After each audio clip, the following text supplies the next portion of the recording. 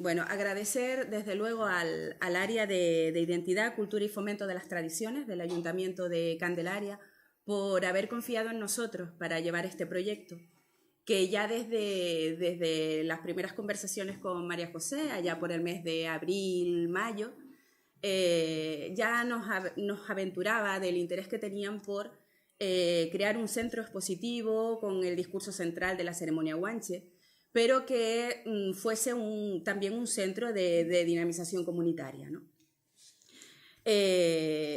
Bueno, en líneas generales, bueno, también agradecer, aprovecho ya que ella está aquí, además fue la que se puso en contacto con nosotros, es la que ha coordinado el proyecto desde el ayuntamiento, pues desde un punto de vista muy profesional, aparte de que ella pone como que en estas jornadas hay especialistas en el tema, pero desde luego ella es una gran especialista en el tema, además lo vive en primera persona, como gestora y como vecina. Y por supuesto, muchísimas gracias a los miembros del colectivo de los guanches de la ceremonia de Candelaria por abrirnos sus puertas y sus corazones, porque ha sido un proyecto muy interesante, pero también un proyecto muy emotivo. La verdad es que en ese sentido estamos muy satisfechos. Bueno, a priori María José sí que desde la coordinación del proyecto, desde el ayuntamiento, nos facilitó un listado de informantes para arrancar, para empezar, nos facilitó la documentación que ya estaba prevista, o sea, que ha estado editada hasta el momento, y un poco para aterrizar en el tema. Estaba claro que pues nosotros venimos de Tegueste, los tres, y bueno, por supuesto que conocíamos la ceremonia guanche, pero no desde el corazón de la ceremonia, ¿no? Y bueno, sabíamos que era una manifestación cultural con un gran interés social, donde se mezcla la devoción popular, el culto a la Virgen, también cómo se inserta en el calendario festivo municipal, y por supuesto toda la ritualidad simbólica de la propia ceremonia, y por supuesto que al final es un símbolo de identidad de la comunidad.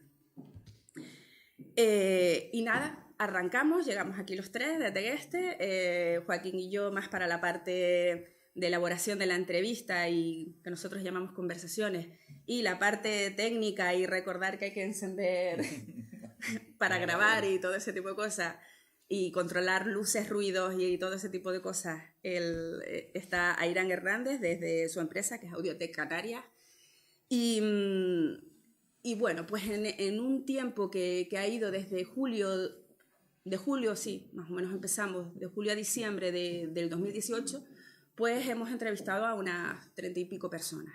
Algunas entrevistas han sido individuales, otras han sido colectivas, también dependiendo un poco del propio planteamiento de la conversación, porque por supuesto teníamos que hablar de las caras más visibles, pues el rey, el cuchillo y la piedra, pero después también el entorno de las mujeres, el entorno de los más jóvenes. Al final intentamos abordar la ceremonia también desde distintos ámbitos, ¿no? Y al final, pues lo más importante de todo, y por eso sí que se los queremos agradecer, ha sido la gran hospitalidad y la cordialidad con la que nos han ayudado en este proyecto y han participado con nosotros.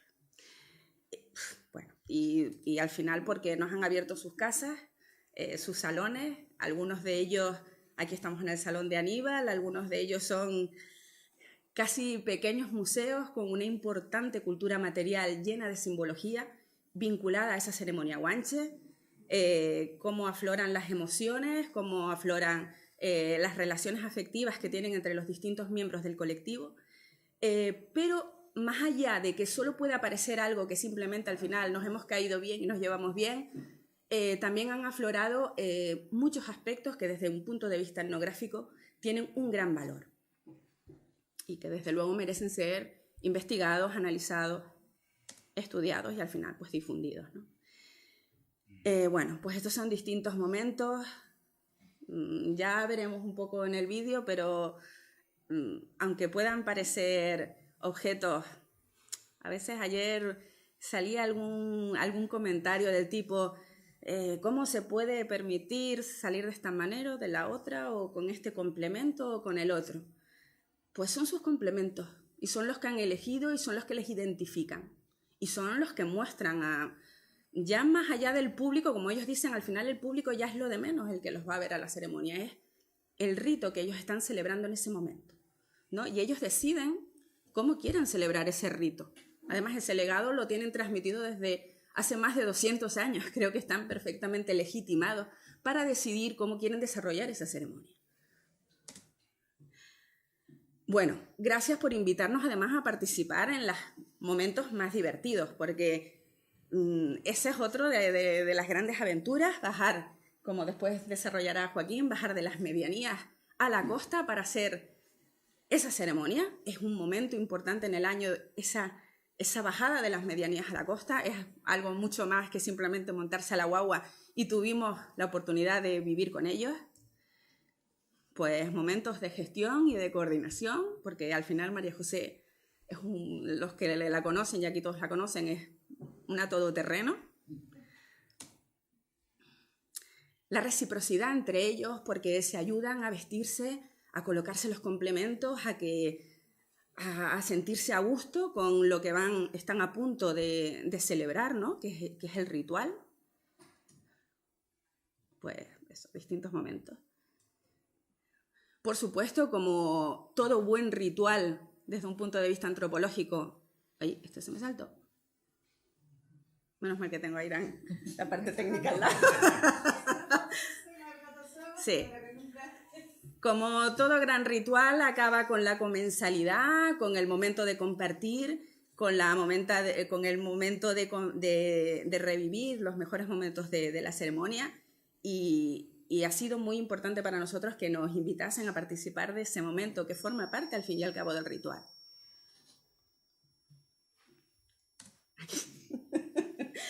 Sus patios, sus casas, pero también aquellos paisajes y aquellos entornos donde ellos se sienten cómodos, son sus hogares, pero también son sus paisajes, son donde han crecido, tienen muchísima simbología, además, porque claro, cuando nos ponemos en contacto con los informantes deciden cuándo nos vemos y dónde nos vemos. Entonces nosotros nos adaptamos en la medida que podamos todos, porque al final a veces teníamos que coordinar a varias personas, pero bueno, siempre hemos intentado que sea donde la gente se siente a gusto. Los jóvenes, porque al final no solo hemos hablado con miembros del colectivo, también con gente que está empezando a participar, los jóvenes que podíamos tener el temor de si iba a haber relevo generacional en esto, ¿no? Parece que sí. Parece que la gente no solo quiere participar por un tema de novelería, la gente quiere participar porque está interesada en qué es lo que sucede en Candelaria en ese momento y qué es lo que hace ese colectivo cuando afronta ese tipo de rito en el año, ¿no? Y los jóvenes tienen muchas ganas de saber por qué se desarrolla ese ritual y participar en ellos, ¿no? Esto, bueno, fueron una sorpresa. Aquí están los gemelos de Araya y Donovan, el hijo de Aníbal y Cristo. Néstor también, aquí estamos en el salón de Néstor. Nereida y Valentín, que también están por ahí, de los hermanos Guanche. Y bueno, pues todos la verdad es que nos han abierto sus casas. Y también algunos contactos los hicimos con algún guanche de Güímar. Pues porque al final son celebraciones distintas que se celebran en distintos momentos del año, pero tienen muchos vínculos, y además muchos vínculos personales, afectivos y muchos puntos en común. Y lo más sorprendente de todo, eso igual también después ya lo desarrollará, al principio podía parecer que si hay pique, ¿no? Unos quienes son los de verdad, quienes no son tan de verdad, y al final no, hay un respeto mutuo entre los dos colectivos, que también fue bastante interesante verlo desde ese punto de vista. Y bueno, pues acudimos a la ceremonia de Güímar y pudimos ponernos en contacto con algunos de ellos. Lo que les decía, que a priori pues teníamos algunos temas que sabíamos que íbamos a tocar, pero no cabe duda que cuando empezamos a desarrollar las entrevistas salieron muchísimos más y de gran valor etnográfico. Entonces esa parte ya pues Joaquín los desarrolla. Bueno, buenas tardes. La parte, no sé si se me oye bien de aquí de atrás porque tengo un micrófono y soy largo, pero no creo que tanto. Si no me oyen bien, díganmelo. En la cuestión de los informantes, de las características de los informantes, yo creo que podríamos dividir en 3 grupos. Es decir, los miembros del colectivo, que se podría ampliar a los miembros de la comunidad que hay detrás del colectivo, los investigadores, vamos a llamarlos externos, que trabajan sobre el tema de la ceremonia, y luego hay un pequeño subgrupo que ha sido 3 personas que forman parte, digamos, de la ceremonia de Weimar. En el contexto de los miembros del colectivo Guanche, hemos hablado pues, con la piedra, el cuchillo y el rey, obviamente, pero también hemos intentado constatar con distintas versiones, porque aquí ayer fue un buen ejemplo de que puede haber tensiones externas con relación a la ceremonia, pero también hay tensiones internas. Cuando hablo de tensiones no me refiero a grandes batallas, sino distintos puntos de vista acerca de distintos aspectos de la ceremonia, porque la ceremonia, durante todo el tiempo que ha existido, es dinámica. Obviamente la parte antigua no la podemos constatar como ahora con la memoria oral, pero hay tensiones. Hay tensiones en la forma de la vestimenta, en cómo hacer la ceremonia, en cómo gestionar el grupo, en la continuidad de los personajes principales. Hay muchas tensiones. Cuando digo tensiones no es una palabra mala. Es normal, pasa en todas las comunidades y en todos los grupos.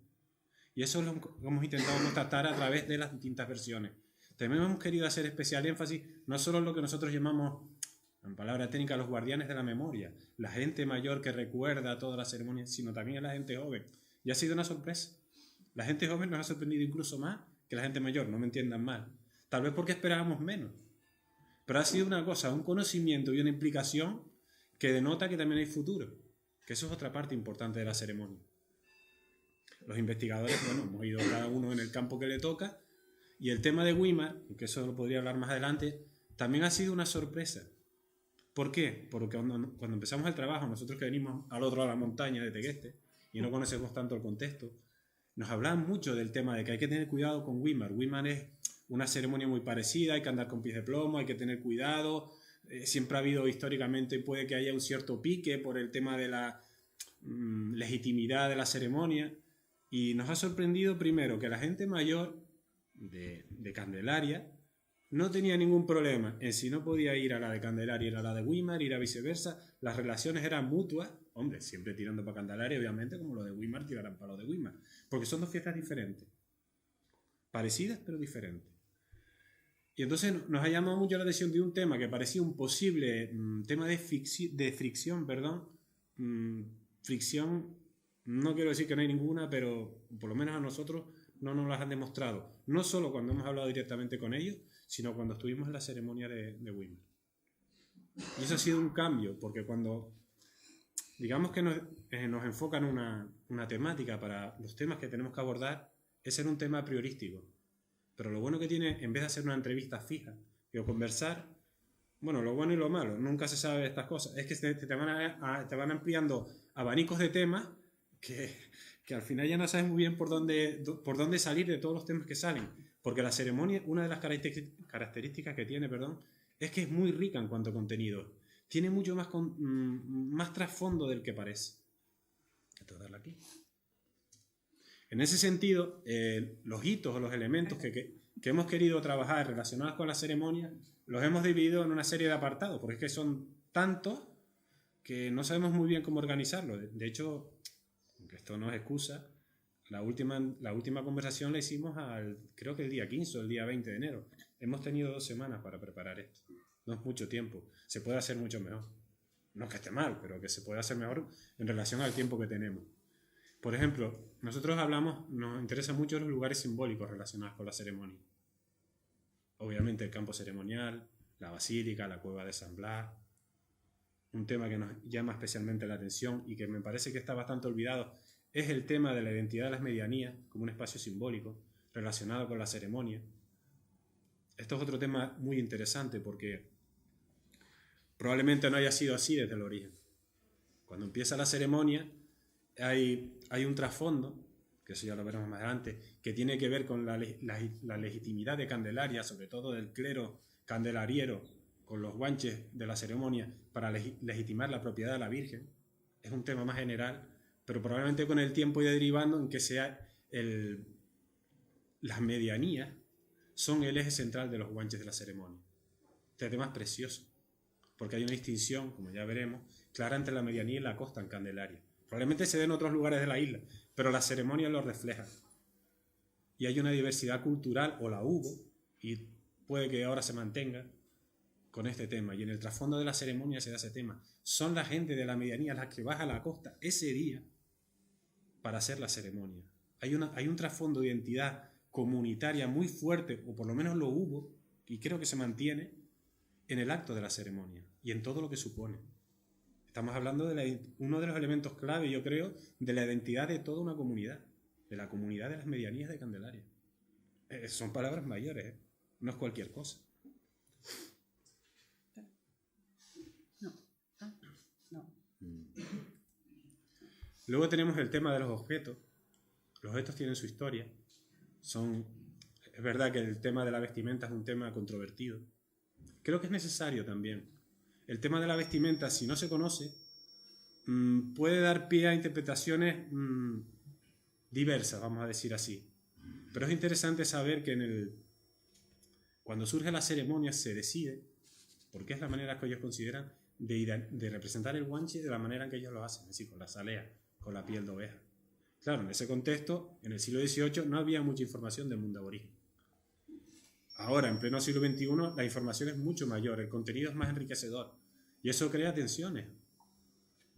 Mantenemos la tradición, intentamos tener, digamos, la realidad histórica, arqueológica, mantenemos la tradición, hay una disputa, pero no solo fuera, también la hay dentro.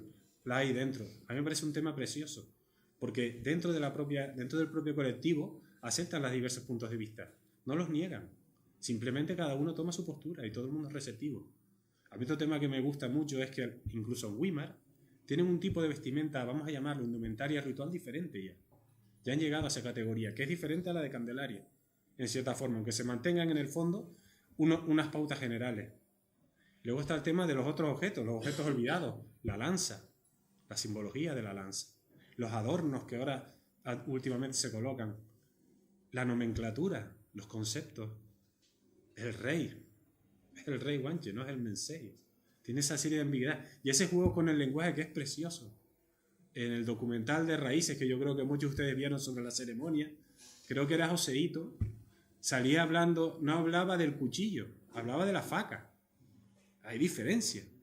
Igual en el futuro no es la piedra y el cuchillo, es la piedra y la tabona, o el callado y la tabona, eso ya veremos. Pero yo creo que en el fondo todo eso lo tiene que decidir el que lo organiza, que para eso lo hace.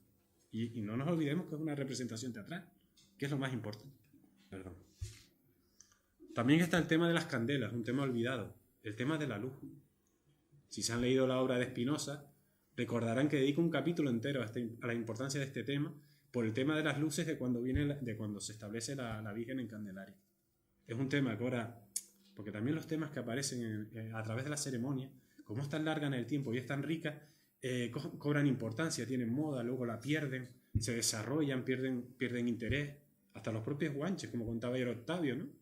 Hubo una época en que eran montones, sobrepasaban la centena, hubo otras veces que no llegaban a 20, ahora son más de 100, ahora el mundo aborigen está de moda, que a lo mejor a la larga está mucho más de moda, el grupo se desborda, claro, no es lo mismo hacerlo 20 que hacerlo 200, eso crea problemas de gestión, interesantísimos también, para los etnógrafos, claro, para adentro no sé si tanto. Y luego para nosotros los temas claves son los intangibles, los elementos que están ahí latentes, que aparentemente no figuran, que no parecen importantes, pero que sí lo son. Para nosotros una figura clave es que a través de la ceremonia hay un culto a los antepasados. Y cuando hablamos de culto a los antepasados no estamos hablando de los guanches de la población que había aquí antes de la conquista. Eso es una parte. El culto a los antepasados es el culto a los antepasados familiares de los propios miembros del colectivo y en el fondo de la medianía de Candelaria. Y este tema es precioso porque probablemente no fue así en el tiempo y eso ha ido cambiando.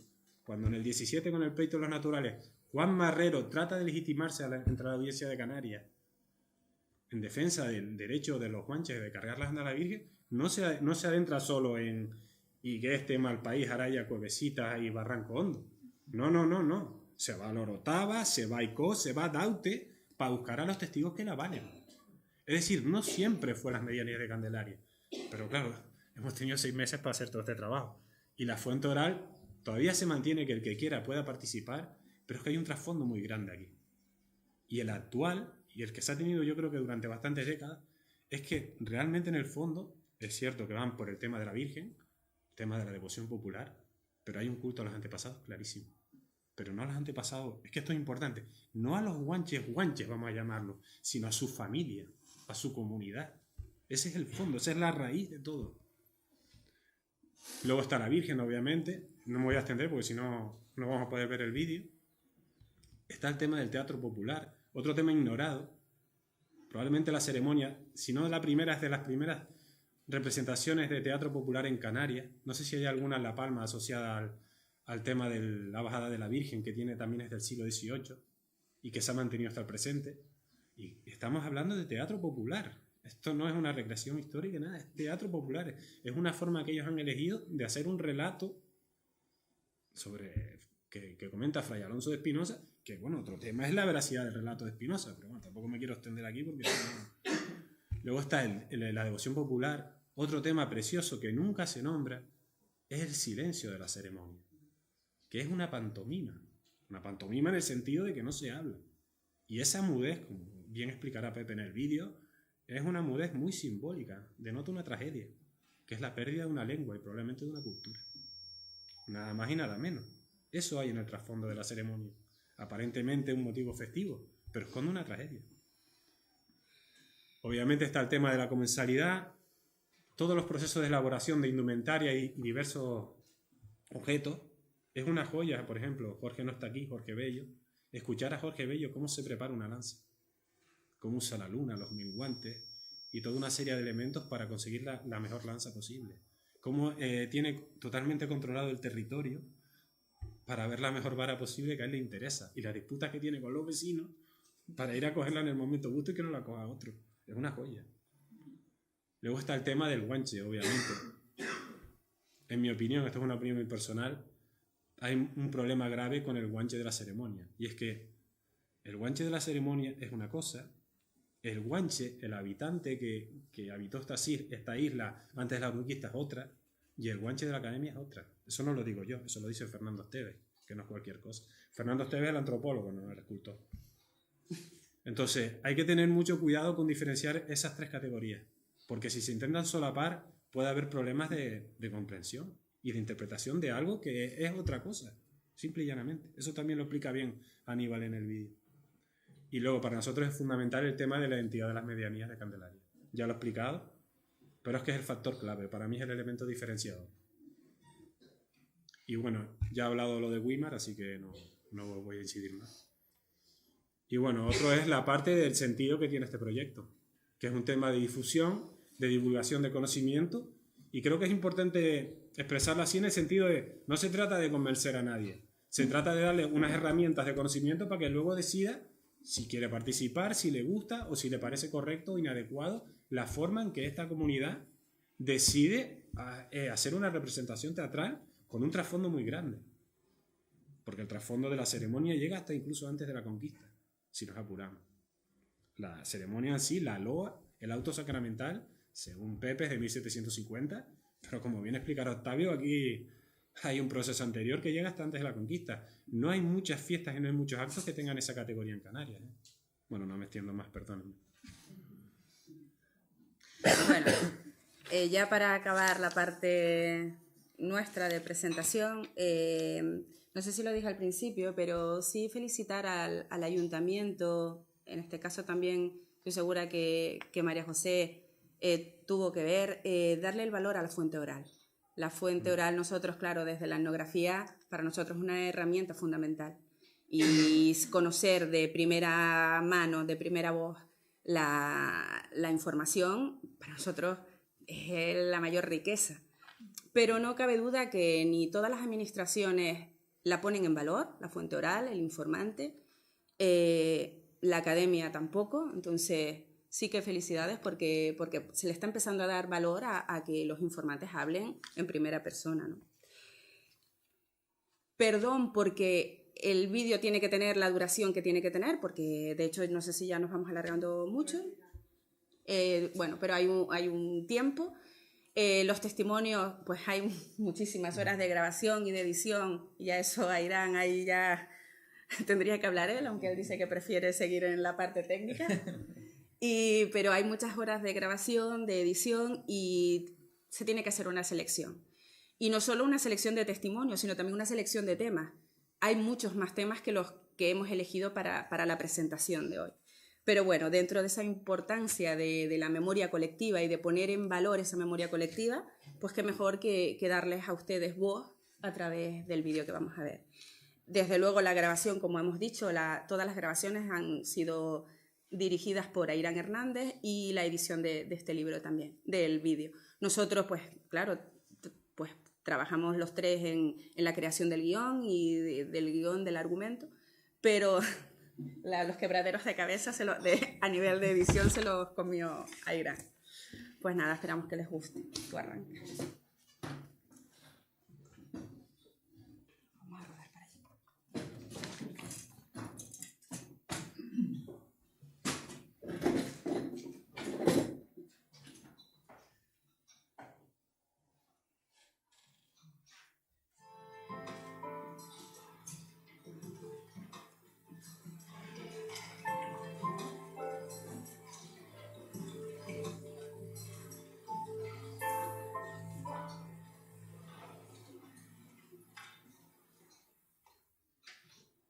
Bueno, yo hablo en un primer momento del hallazgo, es decir, llegan los guanches al campo y se encuentran con esta señora que no saben lo que es. La cuestión está en lo que van a reconocer la Virgen. La Virgen está ahí, parada la imagen de la Virgen en la procesión. Está todo el mundo rodeado, la plaza libre para los guantes. Y las cabras están detrás de los guantes. Y entonces ahí entran dos guantes. Uno con una piedra y otro con un cuchillo a reconocer a la Virgen. Y van haciendo tal, se van acercando a la Virgen por un lado y por el otro, y acercándose, y con la piedra y con el cuchillo, porque extrañaban a la Virgen, no, hasta que la van reconociendo, y van y se levantan y se echan a correr para atrás, y entonces los guantes salimos todos brincando para atrás, y tocando los pitos y tal, salimos todos brincando para atrás. Y se produce el hecho milagroso de que a uno se le queda el brazo tieso, el otro se corta y ya se asustan y van a buscar el mensei. Ahí hay un corte, salen del campo. Entonces esa sería la primera escena. Segunda escena, cuando vienen con el mensei. La llegada del mensei con el resto de guanches y empieza a discutir entre sí, entre ellos, teóricamente también con los demás, pero están más bien de acompañamiento. Hay tres personajes centrales, que son la piedra, el cuchillo y el rey, discuten, ¿no? Y en esa discusión pues se producen avances, acercamientos, hasta que al final es el rey. Es interesante, ¿no?, que sea el rey el que descubre que esa imagen tiene algo especial, que es una cosa muy mágica y que se la tienen que llevar con ellos, porque es como, ¿no?, es el rey, no cualquier guanche, es el mensei el que se da cuenta. Ahora ya el momento del reconocimiento de la Virgen. El reconocimiento de la Virgen es por parte del mensei. En ese momento se supone que ellos todavía no sabían que era la Virgen, aunque en la representación casi como si lo supieran, ¿no? Pero entonces ordena el cuchillo y a la piedra que se acerquen a la imagen, que la toquen, que vayan a cargarla, que tal. Ellos se resisten, deciden al final obedecer al mensei porque no les queda remedio, y en ese momento en que quedan curados los fenómenos, ¿no? Se curan de sus heridas y ya todos pues ya ahí se quedan sorprendidísimos, ¿no? Entonces es el final del segundo acto para mí, porque a partir de ahí hay otra ruptura en la que ya una vez se han arrodillado, todos han reconocido que es la Virgen y tal, empiezan a sonar los bucios y empieza la alegría, ¿no? La celebración ¿no?, el reconocimiento de la imagen. Empiezan a saltar, a tocar los bucios. Es un momento que empiezan a rodear y se colocan al lado de la imagen para llevarla con ellos. Es como el momento en que se produce la unión entre los dos, ¿no? Entre la Virgen y los guanches. Al final de la ceremonia es muy corto porque realmente el protocolo establece que tenga que salir ya la imagen para la procesión y ellos se van colocando para acompañar a la procesión. Ahí termina lo que es la representación en sí en el campo, pero luego habría otro acto más que para mí es toda la procesión. Bueno, hay para mí las ceremonias son dos cosas, dependiendo de quién las ve, ¿no? De quién la ve. Si la ve el investigador del teatro, para mí estoy ante un espectáculo fundamental dentro de la historia de la fiesta y el espectáculo popular en Canarias, pero también un espectáculo fundamental para entender una serie de cosas de cómo funciona la fiesta popular, cómo se va adaptando y cómo asume tensiones históricas que no aparecen en los textos. Entonces, para mí es una ceremonia importantísima, una ceremonia que yo creo que para mí de las más importantes en Canarias, precisamente por eso, porque no es una ceremonia normal y corriente, no es una fiesta de la comunidad, es algo más y refleja también unas tensiones históricas que todavía no hemos resuelto en la actualidad con nuestro pasado, sobre todo con nuestro pasado aborigen, pero también nuestro pasado en relación a cómo afrontamos el hecho de la conquista. Entonces, como investigador del teatro, a mí me parece una escenificación fundamental, una actividad maravillosa, una experiencia única.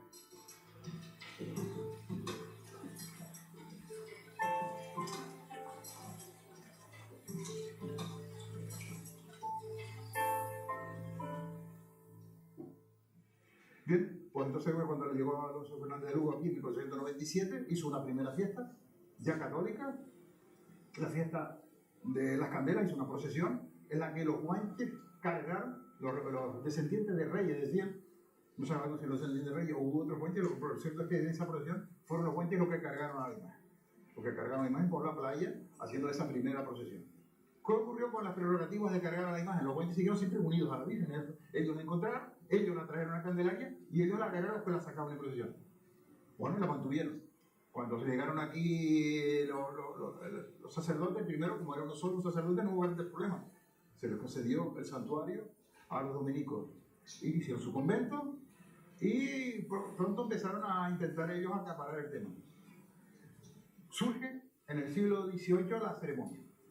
No se sabe la fecha exacta, hay una teoría de un compañero que tiene bastante fiabilidad.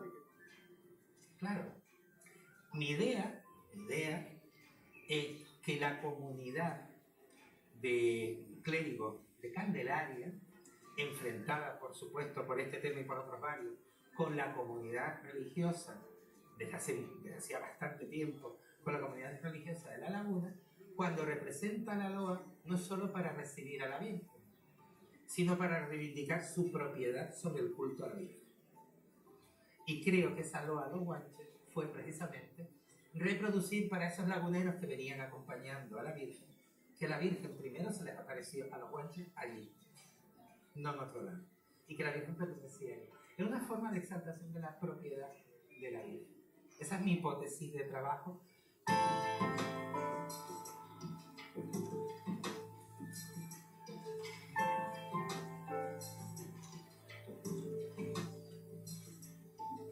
Ellos, yo creo que más que una cuestión a la Virgen que puede haberlo, o sea, que puede haberlo, no, que lo hay, ¿sabes? Esa fe hacia la Virgen, yo creo que ellos van más por la fe a sus antepasados, o sea, ellos van, recuerdo sus padres, sus abuelos, ¿sabes? De sus antepasados, mi gente ha venido toda, y yo creo que es realmente... Un culto a los antepasados que un culto a la Virgen. Yo creo que sí, ¿sabes? A mí en realidad me encantaría ser. Pero es que en realidad. A mi abuelo, Claro. Pues sido mi tío, Rafael Marrero, y después mi tío ha sido mi padre, pero estuvo también muchos años, tuvo unos 30 años, más de 30 años en San Juan. Y después seguí yo con mi padre a los 15 años, así, pero por promesa. Estoy haciendo mi guanche por promesa, no por devoción. Es que no hay palabras para explicarlo, porque sientes cosas que nadie lo va a poder entender, por lo menos por mí. Porque mayormente yo voy en la ceremonia por tradición, porque es una tradición que llevamos abuelos, padres, hermanos. Eso también es lo que nos pesa a nosotros, ¿no? Bueno, pesa no, lo que llevamos con orgullo, el peso que llevamos encima. Estamos manteniendo una tradición. Eso es nuestro, no hay quien nos lo quite.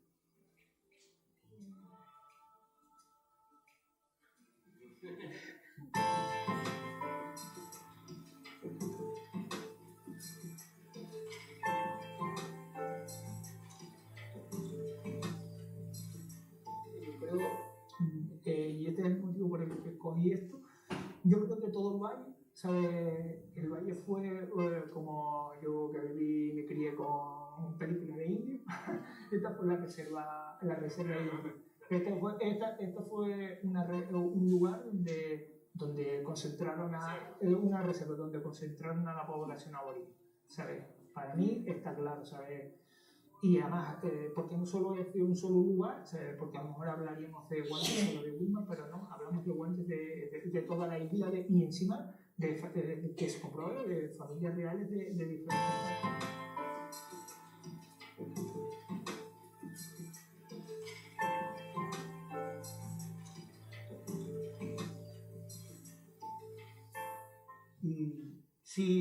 Si quieren hablar de la Virgen y yo sé, hasta aquí llego. De aquí para allá no llego porque no sé.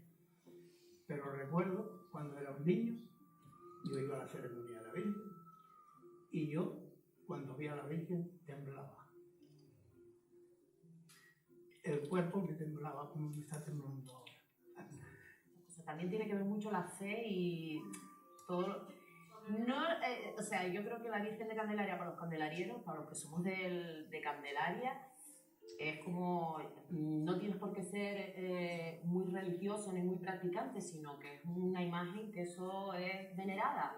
Porque sí, yo creo que por innato, nos viene en nosotros ya innato porque somos de aquí y es de nuestra tierra, ¿sabes? Y es como, es imposible que a ti no te guste la Virgen de Candelaria siendo de Candelaria. ¿Me entiendes lo que te quiero decir? Poníamos abajo, nos sentábamos a veces hasta en la orilla de la playa, tendíamos el mantel en la arena y muchas veces también, me acuerdo cuando la procesión la llevaban al hombro y pasábamos por la arena para acá, por la playa para adelante. Mire, y la playa quietita, parece que el agua no se movía. ¿Y usted se cree que nos subían las olas para arriba? Pasábamos en casa porque los guanches llevaban la Virgen al hombro y la pasaban por la playa y después por la calle La Harina para adelante. Y parece que el agua se jalaba para abajo y no llegaba donde habíamos caminando. Era muy bonito. Lo único que tiene de diferencia en Candelaria es que antes salía la procesión de la iglesia y se hacía la ceremonia en el campo, al medio de la plaza como estoy. Pero después tiene la dificultad que no tenía carro. Había que cargar al hombre. Entonces había que cargar, y cada hora cargaban dos adelante y dos atrás. Cuando llegábamos a Candelaria a la plaza, en vez de mirar por la calle de la arena, nos digamos, bueno, hay que bajar la escalón. Y bajábamos por la orilla de la playa por delante, a salir del campo, allá. Entonces el agua subía para abajo y volvía. ¿Cuánto me salía la Virgen allá? El agua volvía a su puesto arriba. Pero muy bonito. Importante, además, funciona todavía en la actualidad. Que la Virgen salga de Candelaria es un problema, y no es un problema meramente económico. No es un problema meramente económico. Es un problema también de carácter simbólico, es decir, la Virgen está muy vinculada, en primer lugar, a la cueva, es decir, al espacio físico, luego, en segundo lugar, a San Blas, ahora la basílica, es decir, está, digamos, muy arraigada en ese espacio, no se la entiende fuera de ese espacio.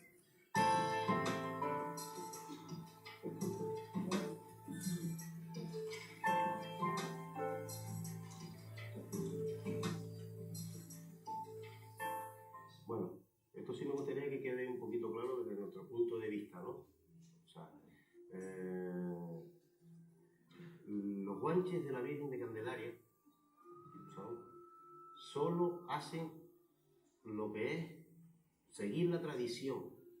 Esto empezó un día y esto ha pasado en el tiempo, ha durado en el tiempo, 200 y pico años haciéndose. Esta tradición se empezó, pues yo entiendo, de que con el continente. O sea, muchísimo después de la conquista y muchísimo después de todas estas cosas. Pues, empezar la tradición. Bueno, pues yo siempre he dicho que estos señores empezaron la tradición con esta vestimenta, que hay que respetarla, ¿no? Entonces nosotros seguimos siendo esta vestimenta. Cuero de oveja, de pelo blanco y largo. Que no se acorde con la realidad de la historia de Canarias. Estamos de acuerdo. Pero que nosotros no contamos la historia de Canarias. O sea, nosotros nos remitimos solamente a seguir la tradición que un día empezó. Y nada, me gustaría pues que la gente que lo ve desde otro punto de vista se pare un segundito e intente verlo desde el punto de vista que este grupo de 100 personas que somos y que hemos sido, o sea, y de nuestras personas ya desaparecidas, hicieron simplemente para contar, repetir la tradición. Y punto, no hay otra cosa.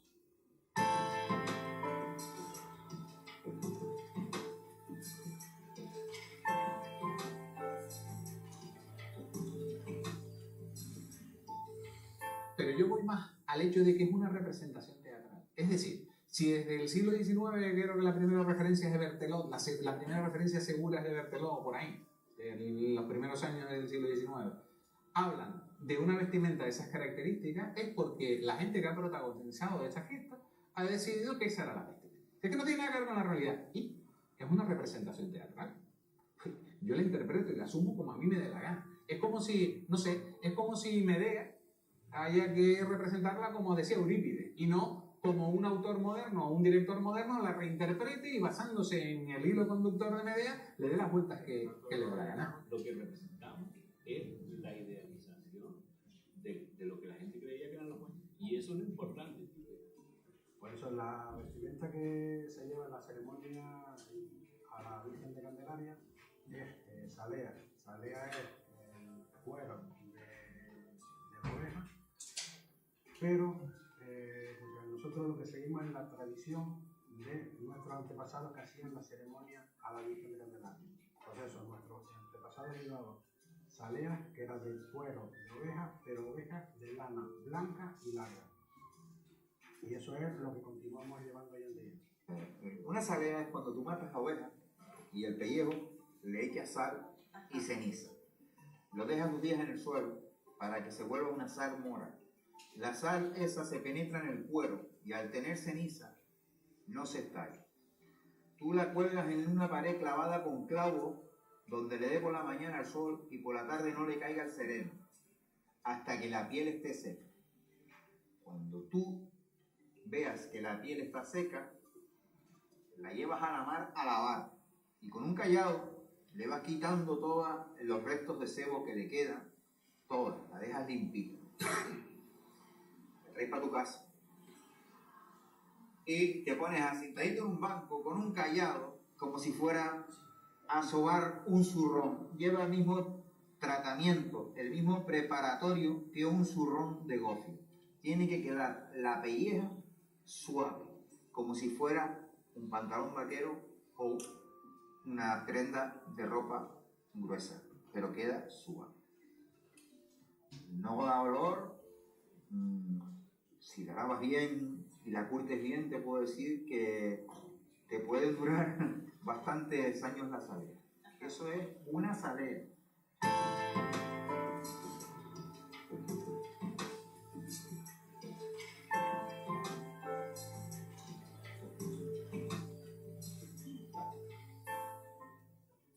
Y los guanches siempre ido los hijos unos a otros. Y si te das cuenta, aquí han sido Cuevecita y Malpaís. Hay una dicotomía cultural y económica y social. Si Candelaria es un pueblo que tenía una dicotomía clara entre la costa y la medianía. La costa casco, porque el único pueblo que había aquí no existía ni Punta Larga, ni Caletilla, ni La Viuda, eso es posterior todo, era Candelaria, Casco y los 5 pueblos de la medianía. Los 5 pueblos de la mientras Candelaria y Casco vivía de la pesca. O sea, los hombres vivían todos del mar, unos de la pesca y otros en la navegación de cabotaje. O sea, ahí estuvieron todos los hombres dedicados a eso. Y las mujeres aquí vendían el pescado que podían los maridos o los familiares y trabajaban en la cerámica. Esa era la actividad de la costa. La medianía no tiene nada que ver con eso. Todos los hombres de la medianía vivían de la agricultura y el pastoreo, y las mujeres vivían de trabajar en la agricultura, aparte de cuidar la casa como la de aquí también, y trabajaban en los telares, tejían, hacían ropa, eran una dicotomía, eran artesanos también, pero en este caso de los tejidos, frente a la costa que eran de la cerámica. Y los hombres arriba dedicaban a la agricultura y pastoreo, los de aquí dedicaban al mar. Siempre hubo una dicotomía entre lo que era Candelaria Casco, que era un pueblo de pescadores fundamentalmente, y la medianía que eran los pueblos ricos, es decir, sigue manteniéndose la gran mayoría que, hombre, cada año vamos siendo más porque vienen desde varios puntos de la isla y demás, pero el grupo mayoritario, el grupo central más fuerte está concluido aquí, ¿no? En los tres municipios.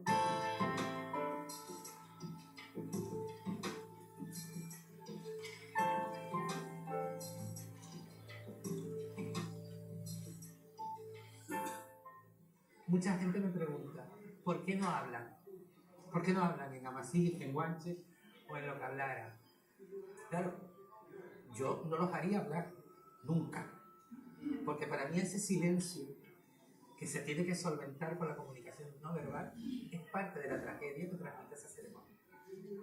Es parte de la tragedia. Porque cuando tú ves que muchas comunidades indígenas en Iberoamérica en muchas ocasiones han logrado mantener sus lenguas minoritarias a partir de, y lo han colado, porque son exaltaciones que ellos hacen a los símbolos religiosos católicos, pero cuentan lo suyo, lo cuentan en su lengua, y se ha mantenido esa lengua gracias a que han logrado superar el que aquí no exista lengua. Yo no soy partidario de ponerle guión verbal a la ceremonia, sino mantener esa mudez, porque en realidad es una mudez muy simbólica. Es una mudez muy simbólica.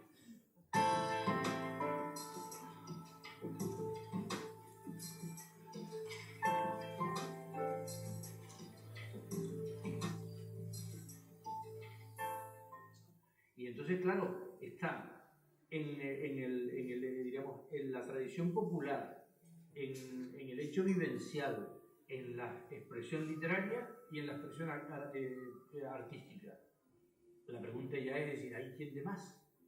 Pues hay quien de más. Si a estas alturas un hecho de estas características, ¿verdad?, no tiene todavía a estas alturas la consideración que tenía que haber tenido, estamos hablando de un únicum. Y entonces, claro, si precisamente los bienes de carácter de patrimonio mundial, una de las características es precisamente que sean distintos y únicos, pues es que esto es único. Pero como eso está vinculado además con no la tradición, sino con un hecho histórico de que son los descendientes de los guanches los que tienen derecho y opción de sacar la Virgen porque le pertenece a ellos, ¿no? Pues entonces, claro, es que no se puede pedir más. Ya puestos ahora a darle ya la otra dimensión que faltaba, que no es pequeña, es que es el eje central del proceso de cristianización de la isla de Tenerife. Hombre, yo la verdad que me gustaría que el Ayuntamiento tuviera un centro donde explicara la ceremonia guanche y lo que es un poco también la vida de guanche, ¿no? Y porque recibimos mucho turismo. El Candelaria es un sitio donde recibe mucho turismo por la Virgen. E inclusive yo pienso que el colectivo debería de trabajar, debería de llevarse a los colegios también, para que los colegios de los niños, por ejemplo, del municipio, nos vieran de cerca. Pero bueno, quiero decir que esto es solo una línea de transmisión. La ceremonia tiene más de 250 años. Nosotros estamos en el medio, somos un punto en el camino de la ceremonia, ¿no? Entonces, a mí lo que me interesa desde ese punto de vista organizativo y de técnico de patrimonio es garantizar su permanencia, su transmisión,